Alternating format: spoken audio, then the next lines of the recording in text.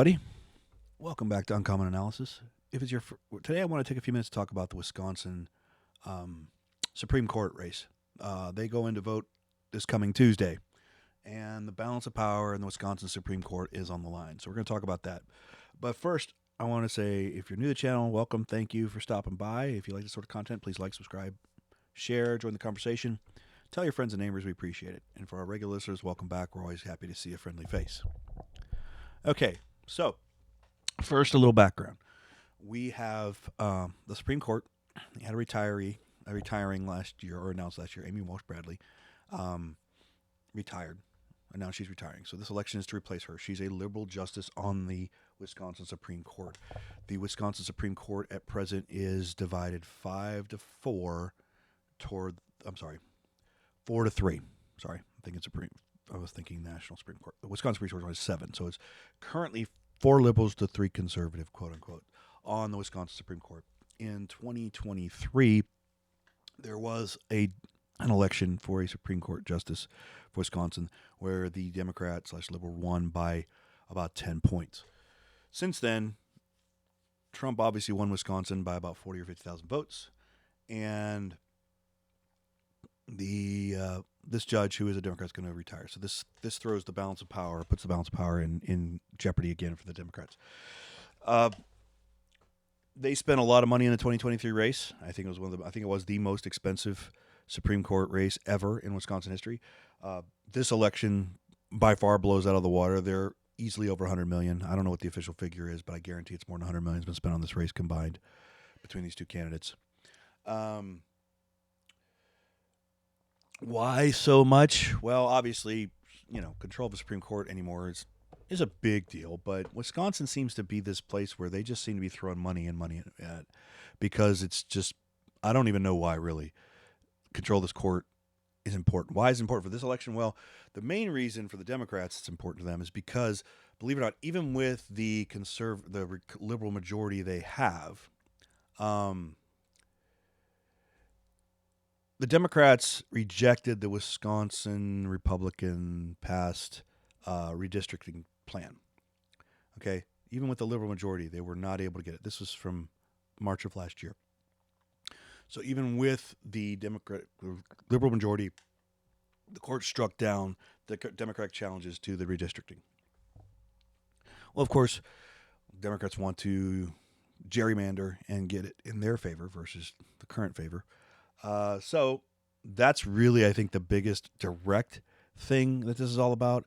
And I'm not making that up. That's just my assumption. This is Hakeem Jeffries literally saying the only way they can get better maps for Democrats in Wisconsin would be to get Crawford, who is the Democrat, to win. This is from Milwaukee Sentinel Journal, by the way. This is not me, some weird place. This is Milwaukee Sentinel Journal reporting this, and it's all over AP as well. You can search for this. So this is basically him saying the quiet part out loud. Like, we need to keep the liberal majority because we want to change the districting in Wisconsin to favor us. We want to gerrymander these districts. We want to change what's being done. Now, don't get me wrong. Gerrymandering happens both sides. If you're in control, you get to help set the map. That's just how it is. And Republicans have controlled the Wisconsin House and Senate, so they got to make this map. So Democrats don't like that. And even when they challenged it in court with a liberal majority, as I just pointed out, they couldn't. The court threw it away, says, no, we're not going to hear your case. You don't have standing here. There's nothing wrong with this. So they want to get a Democrat to replace the Democrat in hopes that they can challenge again and get the map redistricted. Now, again, like I said, this is Hakeem Jeffries. This is the House minority leader. This is the Democratic leader in the House saying, basically, we need to get it in.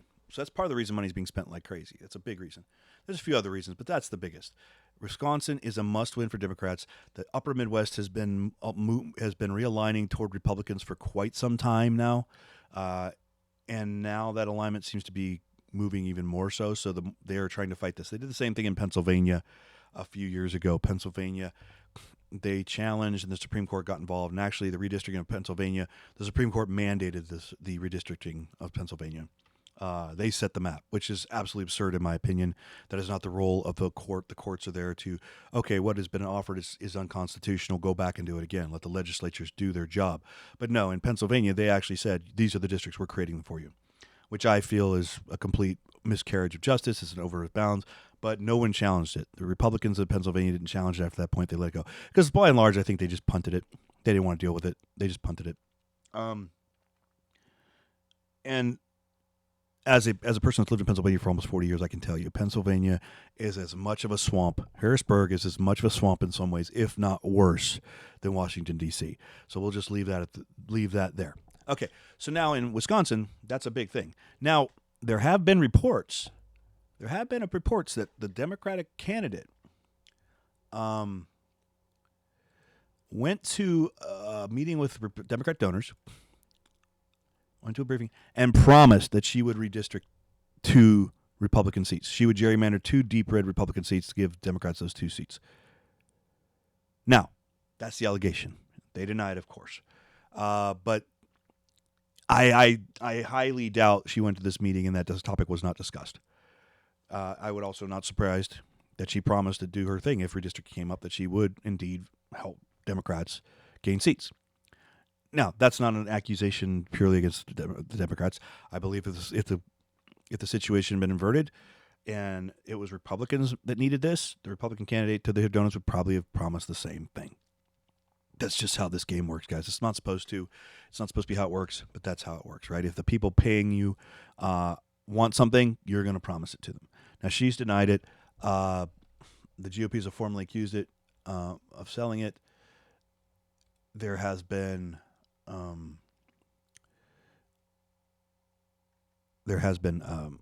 a formal request to investigate this, been lobbied by Republicans as well. So that's normal politics going on, but $100 million or so more now. And basically that's the reason why. If the Republicans don't take this seat, if they do not take the majority in the Supreme Court, Democrats are looking at challenging the redistricting again and hopefully getting a court that's more favorable to them.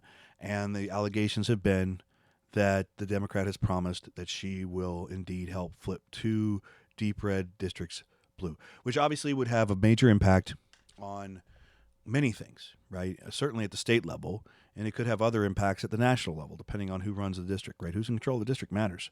It affects many things. It doesn't just affect state level things. It can affect national. If you have a district now that's deep blue instead of deep red, who's running everything in that district? It's going to go from mostly Republicans running things to mostly Democrats running things.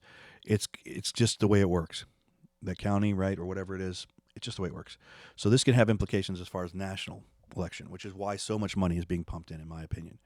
So they vote on Tuesday. Polling has been pretty tight. I've seen some that show the Democrat with a good lead, which I think is crazy. I don't think the Democrat's going to win by, I think I saw a poll around 8 points. A lot of other polls have it dead even. I don't know how this is going to go. It should be interesting. The Democrats have kind of laid into all their stuff they've been doing for the last 5 months. Elon is evil, and Elon certainly has spent money in this race. Don't get me wrong. I think he's put a couple of million of his own money in this race as well, backing the Republican. But the play by the Democrats has been, pretty much anti-Trump, anti-Elon, right? There's also play around abortion because abortion rights could come up, obviously. It's the Supreme Court saying they can come up, so they're going to play with everything they can. We'll see what happens on Tuesday. I really will not predict on this. I have not been on the ground in Wisconsin. I do have family there. I have been there many, many times. It's a wonderful state, and they're wonderful people. Sometimes they vote crazy to me.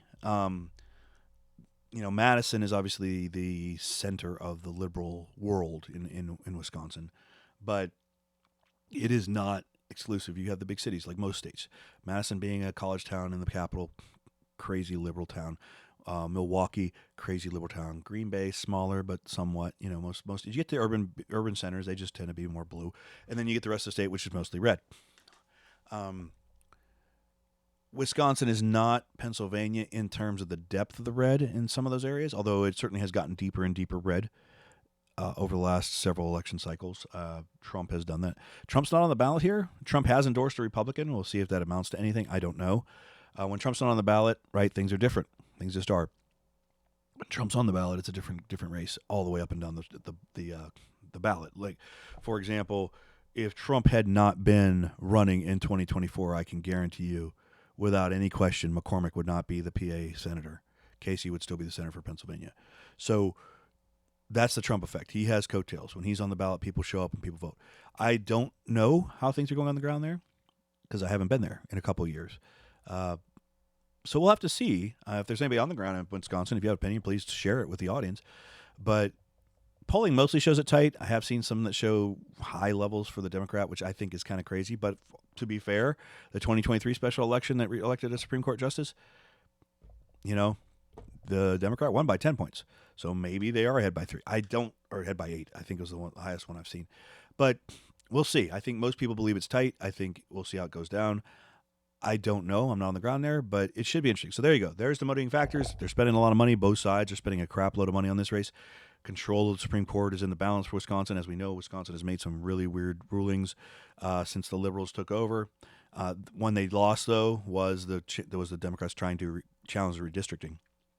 And so they want this lady in to hopefully have another chance. And like I said, this isn't me suppositing. This is the party, the House leader saying so. This is it. So that's all I got for today, guys. I hope you have a great one and a great weekend, and I am out.